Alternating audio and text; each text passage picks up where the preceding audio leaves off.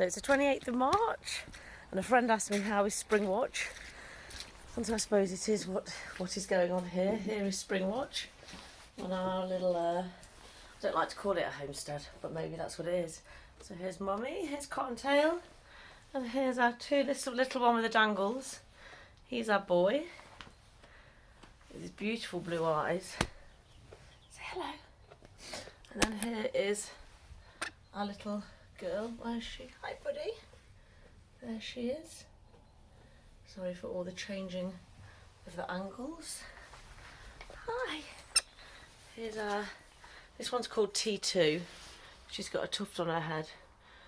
And we have Tufty, who's a black chicken with a tuft on his head, so she's T2. This is my joke.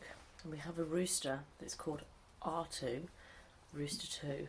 And one day I saw them in the field together and I was like, look, there's R2T2. And we laughed, and nobody's laughed since when I told the joke. Anyway, there we go. I'm sure it's not funny. Hey, buddy. So they have been literally kidding around. It's amazing how fast they come on. But it's been a bit wet and miserable. And so I think they like to just chill out here in the mornings. It's a bit of an extravagant goat hop for them because all they need is a bit of shelter from the rain. And then I'm going to head next door to the chicks. I'm going to let the mum out. She'll hopefully come out and have a big poo and then peck about a bit. And then I've got some kind of fine scrambled eggs to give to the little chicks. Let's go in and see them. They will try and just get out with her. Hold on a second. I have to just lift her. Hi, Mummy. Here she is. So she's just... When we had chicks last year, they sat underneath her for like weeks. So there was the first one, we had 7. And then you'd come in at like 5 weeks old. And, oh, here, they're all coming out. They're all coming out, but what I'm going to do now is give the little chicks... Here they are.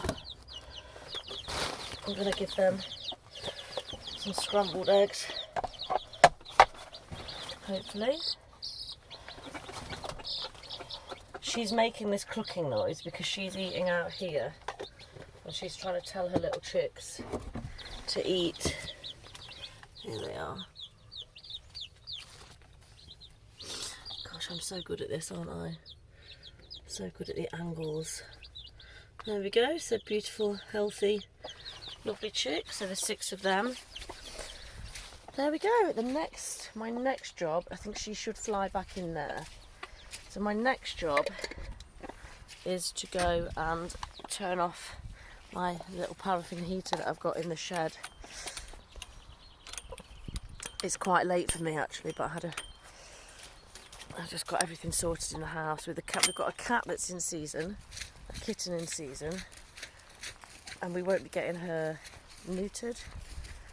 And I've just looked it up actually, and the internet says there is no good reason to leave her intact. No good reason. It can cause this problem, this problem, this problem. And you think, well, what about Mother Nature? What were they born with all their female parts for if to just discard? No, there's no need for them, just discard them. Now I know there can be cat problems on estates, and we used to have a cat problem in the estate that I used to live on in England. But then that is just, maybe you just keep your cats in, but I can't see how anyone would ever just think that the most logical thing is to give them an invasive procedure where you just remove all of their female organs. They'll still remain female if you remove any of their organs, but that's probably because, well, you know, their chromosomes will always remain the same. Anyway, I'm running down the garden. It's starting to rain again. I'm trying to keep... Oh, no, it's not trying. It's raining. I have a little pin up in the top of my greenhouse that I can't get in. I've got in to stop the goats getting in here. Oh! Crikey. That's not nice. So here's our little paraffin heater. off of eBay. I'm just going to turn that off and I'll show you what we have growing. So here's some, these are my own nasturtium seeds, or the nasturtium seedlings now. This is some lettuce, but I've just like loads of it just didn't come. This at the front here is kohlrabi. What am I looking in here? Yeah. The back is some leek. Oh, they're my own cornflowers actually, these ones here. We've got peas here. Is there anything appeared in here? No, not yet. They're petit pois, no, they've not appeared. And up here I have some like giant pumpkins, I think they are. Ah, actually, this is, look. Some little, this is some more of my own cornflower seeds.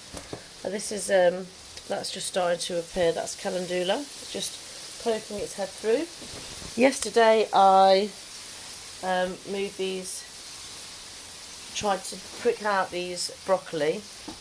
Because I need to prick these out because some of them just shouldn't be in there, they're a bit too tight together. But, oh, and these have taken absolutely ages. But they are some onions. And under here, I'm hoping these have survived the night. I pricked these out yesterday, so I pricked them out. These are just tomatoes, there's far too many. But I pricked them out and they were a bit leggy, which means they were just a bit tall like these.